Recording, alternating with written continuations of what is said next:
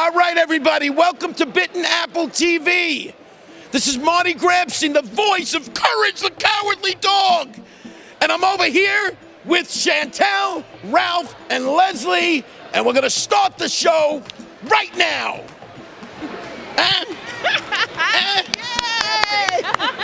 Well, hello there, Apple Bites. This is your Apple Bite, Rafael Tavares, talking to you straight from the great Philadelphia Comic Con. And we're here talking to Josh Dahl. And you were telling me something a little while ago about how, I'll start off with that book, because that book is the one that's affected me the most. Okay. How this book is a metaphor for you becoming a comic book writer. So you're mentioning Rapid City Objects at Rest. Very good. I like how you did that. I'm a relentless self-promoter. So when I began writing that series, I did not know what I wanted to do. I just knew I wanted to write comics. I knew I had to write them right now, or I wasn't going to get them written. I spent too much time not writing comics. So I just sat down and started writing. And they say write what you know. So what I knew right then was the struggle to do something that I wanted to do. And my innate metaphor is superheroes. When I think about any conflict, I think of it in terms of superhero conflict. So I thought, how does that conflict manifest in the superhero metaphor? The conflict of wanting to do something, but you can't do it. So I started to think of things like, if you want to call yourself a superhero, but no supervillains show up, how many nights do you have to stand on a rooftop before you give up or just are a superhero? Like, where is that line? How many people do you have to save? What do you have to do? Right. How do you do it? Exactly. So that's what I started writing about. And in those 4 issues, I came to, just in thinking about it, talking about it, kind of going over these ideas. In the case of most creative endeavors, what it is you actually have to do in order to go from wanting to do something to doing it to being that thing. Very retrospective, very deep. You just explained it to me a certain way. I want you to explain it to our audience that way you explained it to me. If you have give me an art form. Let me ask you, what is it? What do you do? What is your artistic way of expressing yourself in the world? Well, I usually say I am a writer, and I've always said it that way. Okay. That's why what you said makes it very interesting to me. Right. So normally when I ask that question to people, I get an answer that's one of 3 phases. It's either I draw, I try to draw, I'm learning to draw, or I draw, or I am an artist. And it's always the same. Most people are in the I draw phase.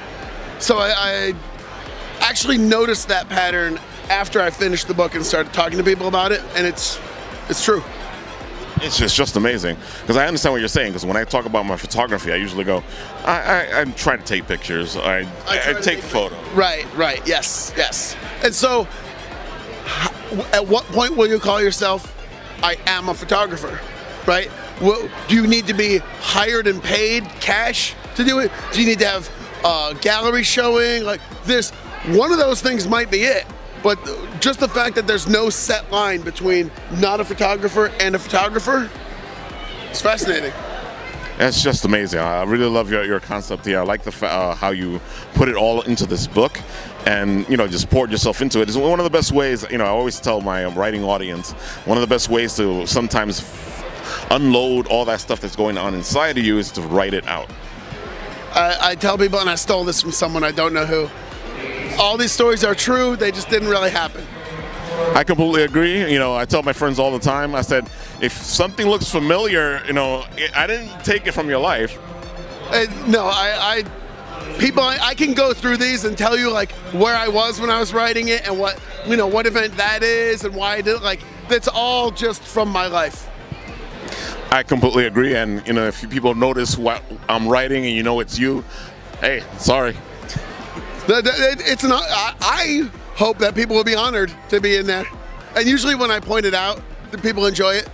I have to admit, every once in a while somebody go, Ralph, you did. Oh, that was pretty nice, Ralph. Yeah. So you have another book here. I love your concept here. I've seen a lot of superhero books, but it's very rare that you see a supervillain book.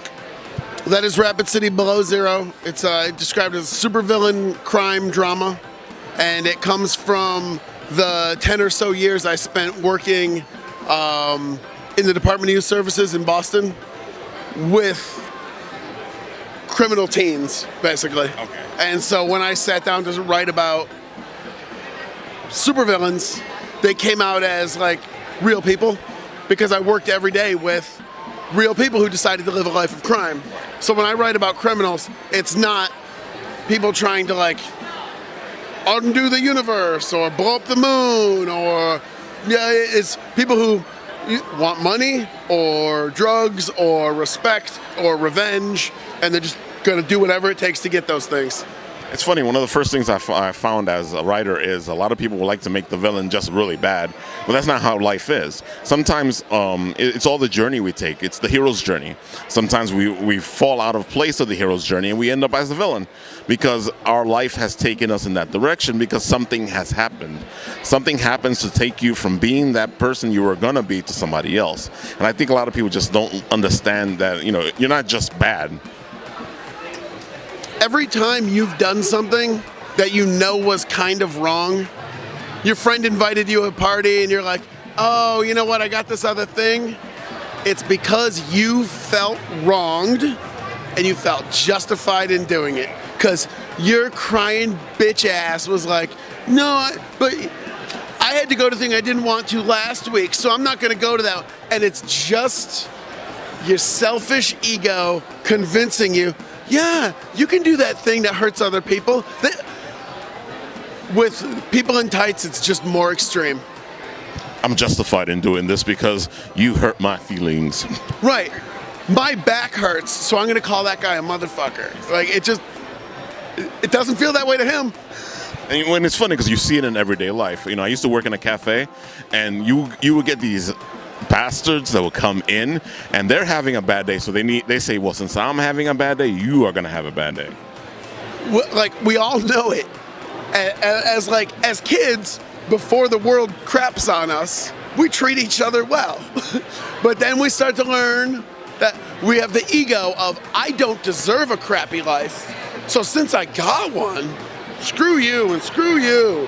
And I mean, once you start to see it in that framework, it makes all our bad guys a lot more sympathetic.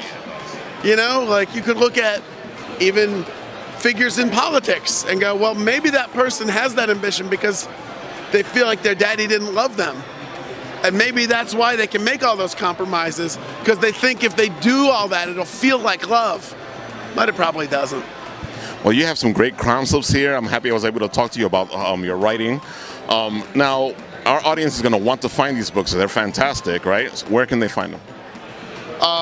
Social media is easy. Your audience knows how to use Google, all that. So it's Rapid City Below Zero, Skies Over Superior, the Barks comic are all good, or just Josh Dahl, or belowzerocomic.com/free.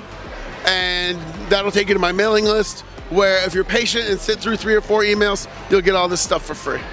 Oh, that's pretty good. Oh, no, you really want to get the stuff out there. That's good. I think a lot of people who download it will never read it. I think that's how downloading works. So I don't care. Yeah. And I think a lot of people who do download it will like it and seek me out. And in some cases, will spontaneously send me money for it. So it kind of pays for itself. I see what you're saying. It pays for itself largely because it doesn't cost anything. Well, there you have it. You are seeing Josh Dahl here with his fantastic villain comic book and his life story of how you become a hero, the hero's journey. So, do yourself a favor, get yourself these books, buy them, enjoy them, talk about them, and who knows, maybe you'll see yourself as the villain or the hero. All right, Josh, this has been great. Just to say bye to our friends over there, and you have a do. Thank you. That was great. Who loves bitten apple? Oh, Kel loves bitten apple. I do. Ooh. The bitten apple, y'all.